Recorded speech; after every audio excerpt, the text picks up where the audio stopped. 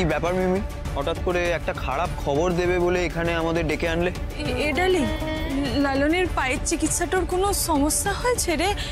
কি সমস্যাটা হয়েছে বললাম ওকে। আমি জানি ব্যাপারটা মেনে নিতে আপনাদের কষ্ট হবে, কিন্তু মাঝে মধ্যে মেনে নেওয়া ছাড়া তো আর কোনো উপায় থাকে না। মানে আপনি কি বলতে চাইছেন? কি মেনে নিতে হবে? এটাই যে লালনের আর ঠিক হওয়ার কোনো আশা নেই মা, সারা জীবন ওকে এইভাবেই থাকতে হবে।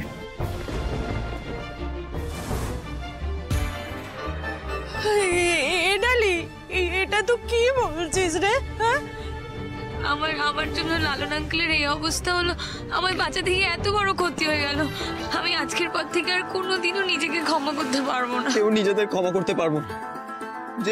যে দায়িত্বটা আমাদের পালন করা উচিত ছিল সেটা লালন আঙ্কেল একা পালন করলো। লালন আঙ্কেলের এই অবস্থা আমাদের জন্য হয়েছে। না না না, তোদের কারোর দোষ নয়, দোষটা আমার। ভাইরার অনুপস্থিতিতে এই পরিবারকে সামলে রাখার দায়িত্ব আমার ছিল, আমি পারিনি সেটা। লালনদাকে আমি কথা দিয়েছিলাম, ও ভাইদা সেজে যদি এই পরিবারকে সামলে রাখে তাহলে আমি ওকে সাহায্য করব, আমি পাশে দাঁড়াবো, পাশে থাকবো। আমি পারিনি সেটা, আমি সাহায্য করতে পারিনি। আমাদের ক্ষমা করো লালন, আমরা সবাই তোমার কাছে অপরাধী।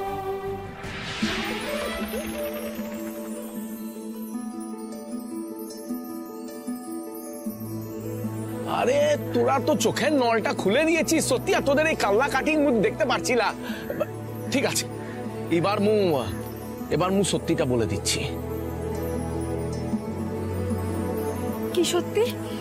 সে সত্যিটা যেটা তোদের চোখের জল মুছিয়ে মুখে হাসি ফোটাতে পারে। এবার দেখ তোদের হাসি ফোটে কিনা। এ দেখ, 1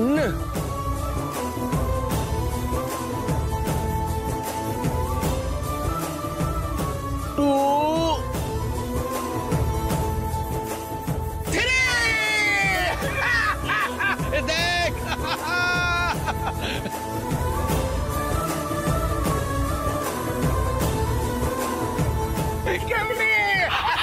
লালনদা, তুমি নিজের পায়ে দাঁড়াতে পারছো, কিন্তু ডক্টর মিশ্র। আরে ডক্টর মিশ্রকে তো মু বলেছিলাম তোদেরকে ভড়কে দিতে, যাতে তোদের মুখে আরো বড় হাসি ফোটে।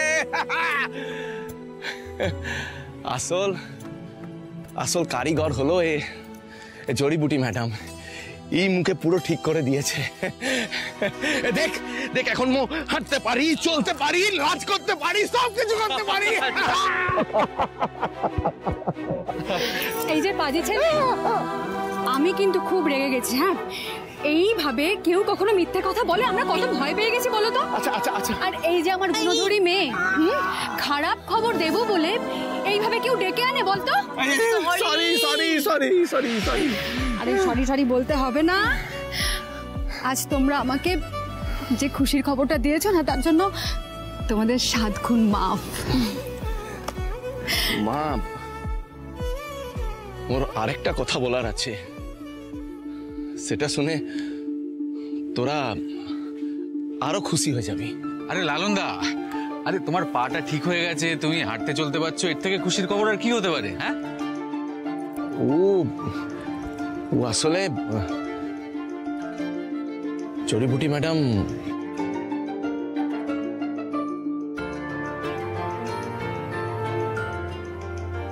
আসলে মানে লালনই লালন, কি বলছিস বলতো? তোরা দুজন মিলে অর্ধেক কথা পেটে অর্ধেক কথা মুখে রেখে দিয়েছিস বটে। খুলসা করে বল না কি হয়েছে। একটু ঝেড়ে কাশো তো।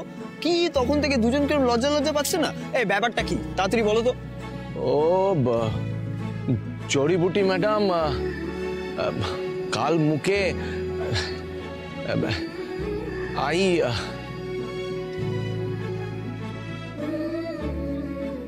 জড়িবুটি ম্যাডাম মোর আর ওর বিয়াটা মেনে নিয়েছে।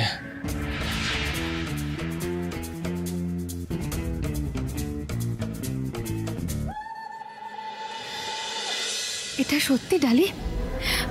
আমি তোকে সেদিন যেটা বুঝিয়েছিলাম সেটা সত্যি হয়েছে। তুই লালনকে ভালোটা বেসে ফেলেছিস ডালি? হ্যাঁ, ও মাই গড, আমি তো বিশ্বাসই করতে পারছি না। আরে আমারও তো বিশ্বাস হচ্ছে না।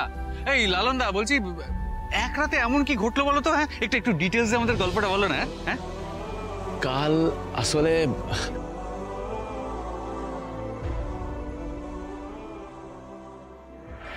তুমি আমার জীবন শক্তি হয়ে উঠেছো লালু, আমার সব হয়ে উঠেছো, আমার বন্ধু, রক্ষক, আমার আশ্রয়দাতা, ভরসা, সবটা। তাই আমিও তোমাকে খুব ভালোবেসে ফেলেছি লালু।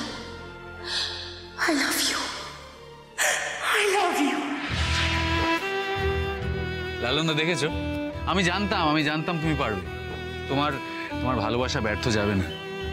দেখো, ভাইদা হিসেবে নয়, লালনদা হিসেবেই তুমি বৌদির জীবনে জায়গা করে নিয়েছো। আর শুধু বৌদির জীবনে কেন, আমাদের সকলের মনে তুমি জায়গা করে নিয়েছো। আর এবার কিন্তু আমরা তোমায় কোথাও যেতে দেবো না, একেবারে ধরে বেঁধে আমাদের কাছে রেখে দেবো। আচ্ছা আচ্ছা আচ্ছা বাবা, অনেক হয়েছে।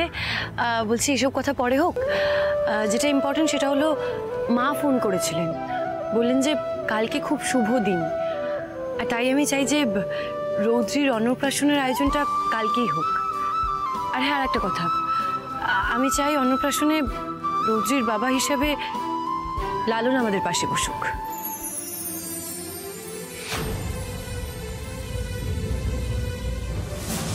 আমি কিন্তু যেচে নিমন্ত্রণ নিলাম।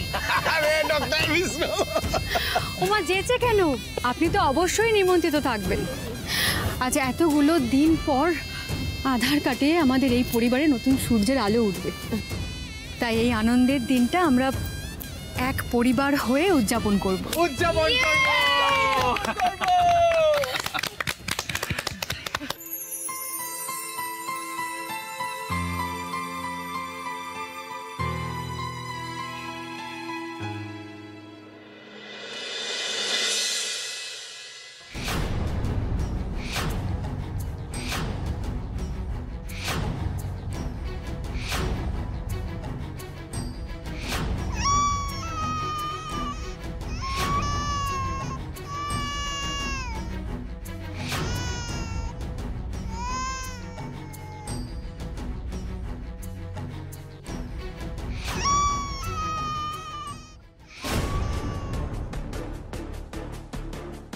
যাই বাবা, এবার রৌদ্রিকে খাইয়ে তারপর ঘুম পাড়াতে হবে।